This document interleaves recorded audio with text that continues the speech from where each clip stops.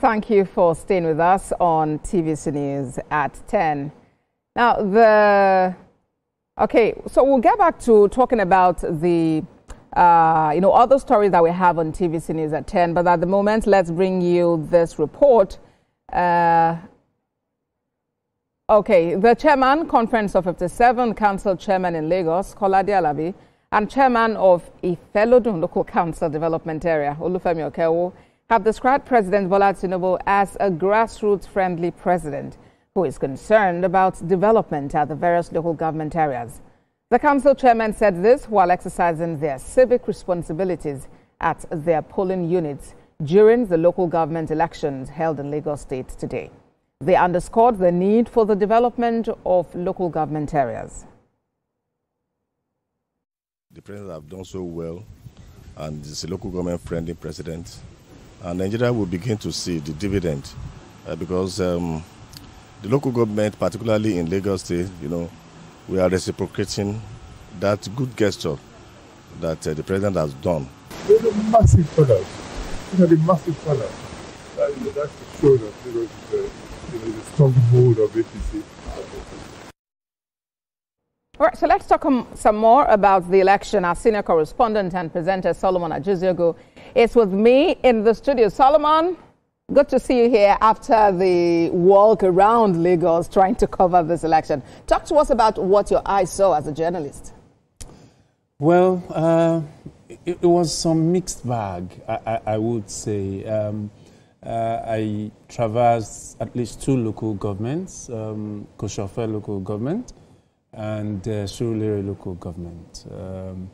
In some places in Koshofe, in the Ogudu area, you had, people came out to vote in some units and then they were slow to come out in some other units. But typically, voting started 1 hour, 30 minutes late in many places in Koshofe because we were at the rack.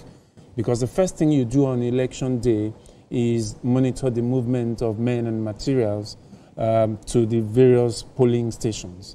And so the first thing is you go to the rack, the registration area, the local registration area in the place where all of the polling officers and polling clerks or whoever presiding officers are going to move out from. So what's responsible for the delay?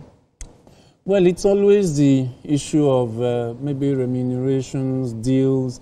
Everybody feels, okay, if we finish these elections, how do we get our money? So the officials want to be paid their money before they set out and all of that. So sometimes the hagglings, come up. And then sometimes logistics.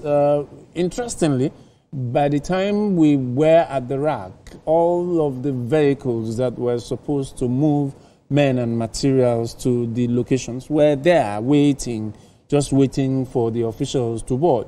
And we got to the local government and we just saw them waiting and, we're like, what's going on? But they didn't get to start moving until, say, past 8.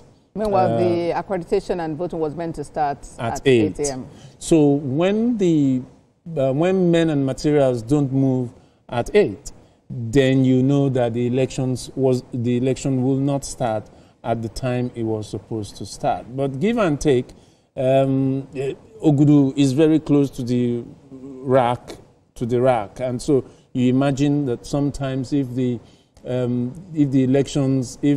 people very close to the rack were going to start 1 hour, 15 minutes, 1 hour, 30 minutes behind schedule, what will happen to places in far-flung places and all of that. Yeah, but Solomon, this situation raises concerns about, this is an experience we've had over time. So how come we are not able to deal with it? We already know that there would always be concerns from election operatives about when they will get paid. So why not resolve all of those issues before D-Day?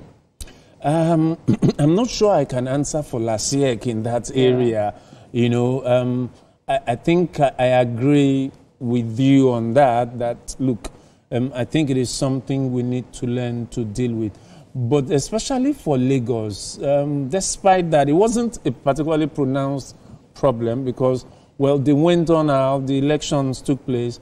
But one of the things surprising about the election is the peaceful nature of the election. It was so peaceful that you imagine, oh, local government, but people always say, oh, it's at the grassroots level. Yeah. They can be rough, it can be this. One of the places fascinating was Oju Elegba. I was at Oju Elegba. And you know how chaotic Oju Elegba could be, how, packed Oju Elegba could be. And there was a polling unit right at the bus stop, and the whole place was quiet. And people would come out, vote, go away, and there was nothing. Those who weren't going to vote, the young people, would take to the field, not the field, on the road, and be playing football.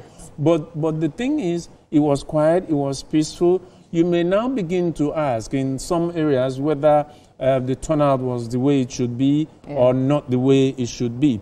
But one thing I would point out is that in the elite areas, there seems to be a problem with the elites of the country who will have... This is the most important elections, because this is the election that comes right to the doorsteps of the people, because this is where you have the direct constituencies.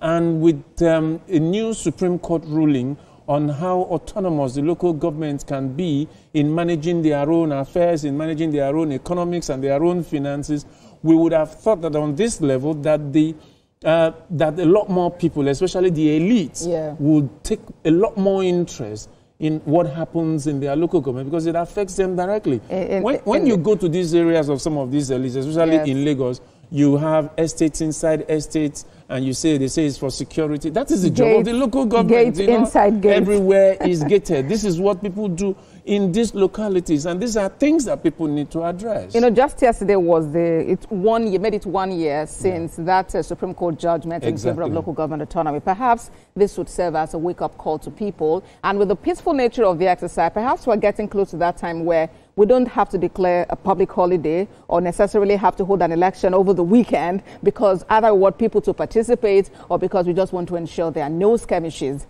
of any sort. Solomon Ajiziogu, it's been a pleasure talking to you this evening. Thank you for all you do. Thank you very much for bringing me. All right, so let's quickly take an overview of the process as it happened across different local governments in Lagos State. In Ikeja local government area, election materials were distributed to officials as early as 8:15 this morning. Just 15 minutes later, by 8:30 a.m., ad hoc staff in Ikorodu received sensitive materials and were seen heading to their designated polling units. At 10:37 a.m., accreditation and voting commenced at Okepopo East, Lagos Island, marking one of the first locations to get off to a timely start. But by 9:56 a.m., reports indicated that voting had yet to begin in several major areas across Ikeja local government, raising concerns about delays in the process. At 10:45 a.m., Chairman of the Lagos State Independent Electoral Commission paid a visit to polling units at St. Timothy College, monitoring proceedings firsthand. Meanwhile, Lagos State Governor Babajide Sanwo-Olu voted at Ward 06 in Okepopo East, Lagos Island. The Deputy Governor, Obafemi Hamzat, also exercised a civic duty, voting at Okebalogun in Ekpe.